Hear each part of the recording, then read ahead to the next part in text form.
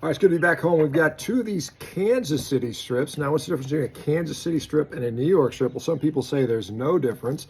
Other people will claim that the Kansas City strip is taken farther towards the back of the animal, whereas the New Yorks are cut closer to the front, and it may have an impact in the amount of marbling or fat content. The Kansas City strip supposedly has a little bit more fat, maybe a thicker fat layer on the side compared to the New York strip.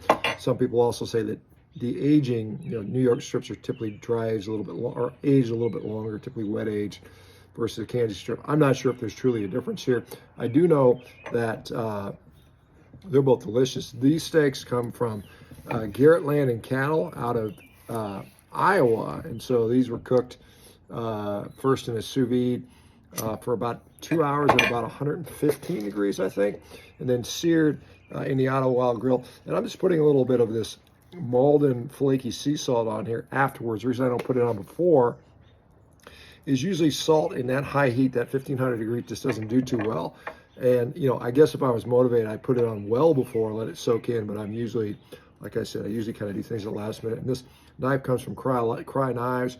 As you guys can see, it just, cuts through this stuff just like butter. I mean, it's just a wonderful, wonderful cut of meat and a nice knife, a nice cutting board, some nice salt. I'm going to enjoy. You guys take care.